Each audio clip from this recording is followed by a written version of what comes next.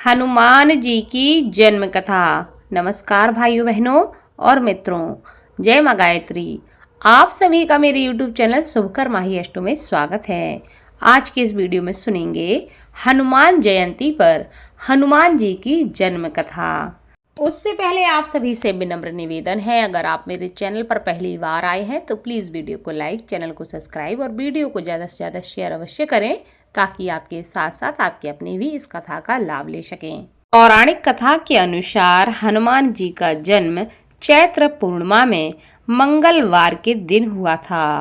भगवान श्री हनुमान को पवन पुत्र के नाम से भी जाना जाता है। हनुमान जी के पिता का नाम केसरी और माता का नाम अंजनी था। हनुमान जी को संकट मोचन और पवन पुत्र के नाम से पुकारा जाता है।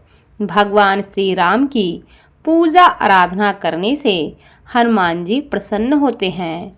वह भगवान श्री राम के भक्तों की हर पीड़ा को दूर कर देते हैं।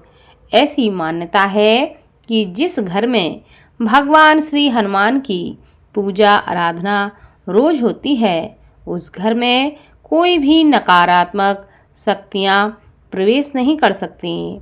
माना जाता है कि जो भी लोग राम जी की पूजा नहीं करते, उन पर हनुमान जी की कृपा नहीं होती है। इसलिए अगर आपको हनुमान जी की कृपा प्राप्त करनी है तो आपको भगवान राम का पूजन अवश्य करना चाहिए, क्योंकि भगवान राम के यह बड़े भक्त हैं और जो भी लोग राम भगवान की पूजा करते हैं उन पर यह विशेष प्रसन्न होते हैं और सभी मनोकामनाओं को पूर्ण कर देते हैं। पौराणिक कथा के अनुसार एक बार भगवान इंद्र ऋषि दुर्वासा द्वारा आयोजित स्वर्ग में एक औपचारिक बैठक में भाग ले रहे थे।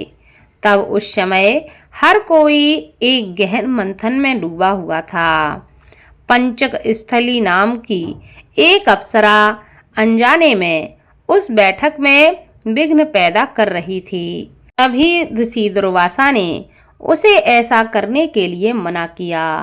ऋषि दुर्वासा की कही गई बातों को उस अप्सरा ने अनसुना कर दिया। यह देखकर वह बड़े ही नाराज हो गए। तब ऋषि दुर्वासा ने उसे श्राप देते हुए कहा कि तुमने एक बंदर की तरह काम किया है, इसलिए तुम उसी प्रकार एक बंदरिया बन जाओ। ऋषि दुर्वासा के श्राप की बात सुनकर अप्सरा को अपनी गलती का एहसास हुआ और वह उनसे रोते हुए क्षमा मांगने लगी कि मुझे हे ऋषिवर आप क्षमा कर दीजिए। अप्सरा ने ऋषि दुर्वासा से कहा कि हे ऋषिवर मुझे क्षमा करें, मुझसे अनजाने में यह भूल हो गई है। मैं आपको परेशान करने के लिए यह काम नहीं कर रही थी। मुझे इस बात का तनक भी अंदाजा नहीं था कि आप मेरी ऐसी मूर्खता का मुझे ऐसा परिणाम देंगे।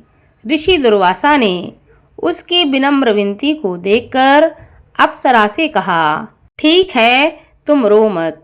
अगले जन्म में तुम एक भगवान से शादी करोगी, लेकिन वह एक बंदर होगा और तुम्हारा जो पुत्र होगा वह भी बंदर होगा, जो बहुत ही शक्तिशाली होगा। राम भगवान का वह प्रिय भक्त बनेगा। यह सुनकर पंचक स्थली ने ऋषि दुर्वासा को नमस्कार करते हुए दिए गए श्राप को स्वीकार कर लिया। जब माता अंजना का जन्म बंदर भगवान विराज से हुआ। जब माता अंजना विवाह योग्य हो गईं, तब उनकी शादी बंदर भगवान केसरी से हुई थी। इसके बाद माता अंजना अपने पति के साथ सुखी वैवाहिक जीवन व्यतीत करने लगीं। अंजना और केसरी एक शांतिपूर्ण जीवन जी रहे थे। एक दिन शंखवल नामक जंगली हाथी ने अपना नियंत्रण खो दिया और हंगामा खड़ा कर दिया। कई लोगों की इस हंगामे में जान चली गई। कितने ऋषि इस वजह से अपना अनुष्ठान पूरा नहीं कर सके। भगवान केसरी श्री शंखवल से बेहद प्रेम करते थे। भगवान केसरी ने अपने प्रिय हाथी को जब मार डाला तो वह बहुत ही शोक में डूब गए। यह देखकर संतों ने उन्हें यह वरदान दिया कि तुम्हारे घर एक बच्चा जन्म लेगा जो बहुत ही शक्तिशाली और हवा की शक्ति और गति के बराबर रहेगा।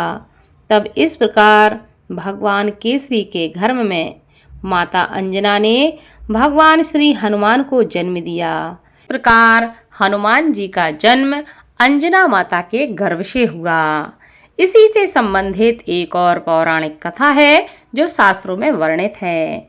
महावीर हनुमान को भगवान शिव का 11वां रुद्र अवतार कहा जाता है और वे प्रभु श्री राम के अनन्य भक्त हैं। हनुमान जी ने वानर जाति में जन्म लिया और उनकी माता अंजना और पिता केसरी हैं। इसी कारण इन्हें अंजनाए और केसरी नंदन आदि नामों से भी पुकारा जाता है।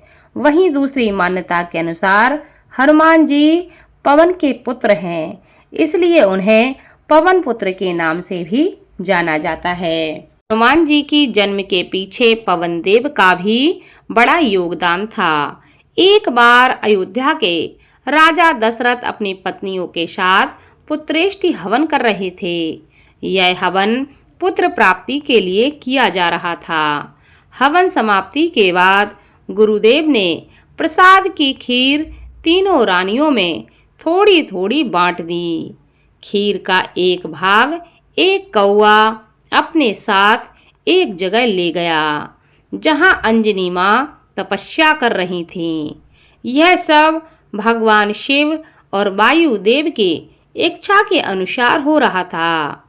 तपस्या करती अंजना माता के हाथ में जब खीर आई तो उन्होंने उसे शिवजी का प्रसाद समझकर ग्रहण कर लिया।